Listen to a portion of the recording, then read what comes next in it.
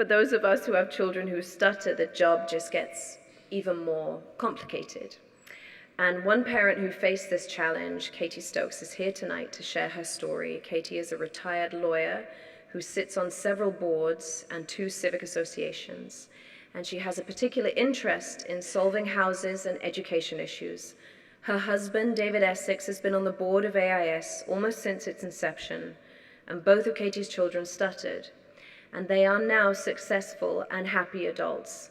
So she's going to come up here and share some of her insights into raising children who stutter with us now.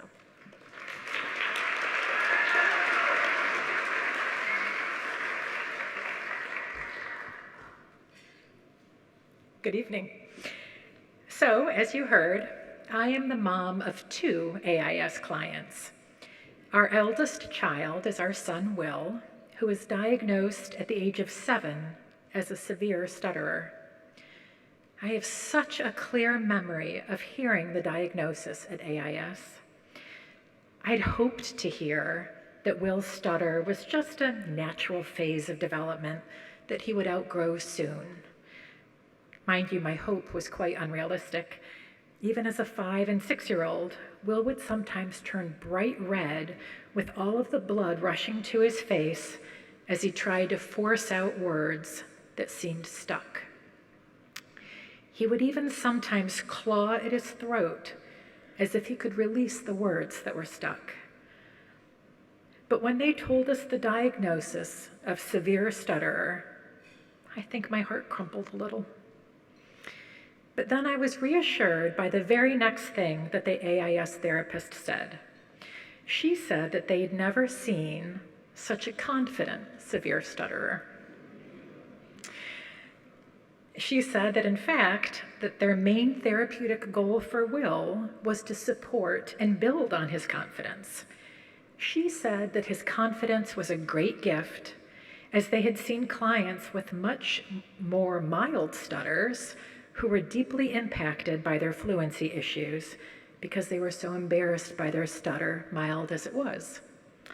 So we signed Will up for AIS, and from 1st grade through high school, Will did individual therapy and group therapy at different times and met other great young kids who stuttered and played crazy games with his therapist, Carl, and learned lots of helpful techniques, including the importance of self-advertising that he stutters. Over the years, AIS gave Will the skills and extra boost to his confidence to know that what he had to say was important and that others needed to be willing to wait to hear what he had to say. In fact, I remember one instance when Will was in high school that Emily played a role. She helped him feel extra confident about an issue he was facing in school. Will had a teacher who regularly finished his sentences for him and wouldn't allow time for Will to finish speaking. Will had tried directly speaking to her, and I had tried during parent-teacher conferences, but she just kept cutting him off and finishing his sentences. Will raised the issue at a teen group meeting at AIS that he attended, and Emily, you happened to drop by and sit in with the group that day. When Will got home, he was all aglow because Emily had been outraged by the teacher's actions and offered to Will to contact the teacher directly on his behalf. Isn't that fabulous? Will loved that a Hollywood star was ready to rumble on his behalf. So our family was super fortunate to have AIS and Carl to give Will the tools and information about stuttering and to greatly support his confidence. So Will has graduated from college and from a master's program and is now working in biotech. He's actually getting married in October, and Carl and his wife are on the guest list. So, yeah. So you may recall that I said that I'm the mother of 2 AIS clients. Our daughter, Eloise, is 2 years younger than Will. And a few times over the years, she said that she stutters as well.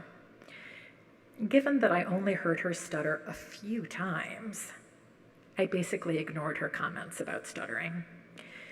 But then she went away to college, and her first few weeks there were filled with icebreaker games and a multitude of times where she was required to introduce herself. While she doesn't stutter on most words, she regularly stutters on her name. And she found it deeply embarrassing at the beginning of college. She begged her friends to say her name for her, and during one class when they were starting the introductions, she fled the classroom crying. She also hid in the bathroom during another introduction session. She even talked about maybe leaving school and heading home.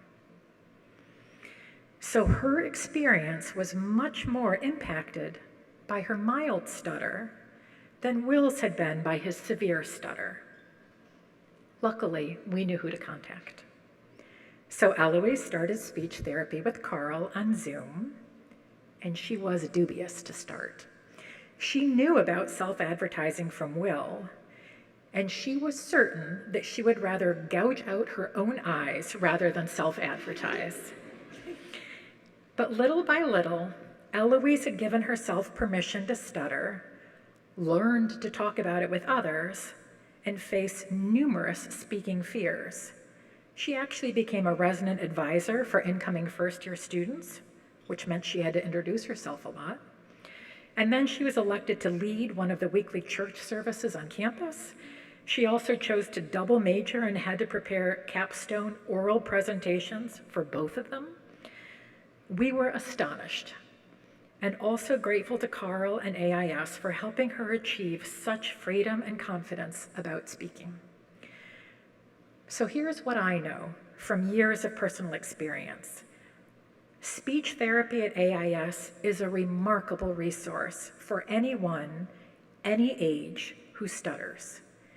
It provides a great sense of community to people who often feel alone with their stutter, and it makes very clear that what each person has to say is absolutely worth waiting for. So all of us in this room should be brand ambassadors for AIS, spreading the word and telling our friends and colleagues about it. Nobody who stutters should feel alone. Our family has been truly blessed by having AIS in our lives. We know others can benefit too. So before I leave the stage, I want to welcome you all to turn to dinner, and let me be a parent one last time and encourage you to eat your veggies this evening. All right, thank you.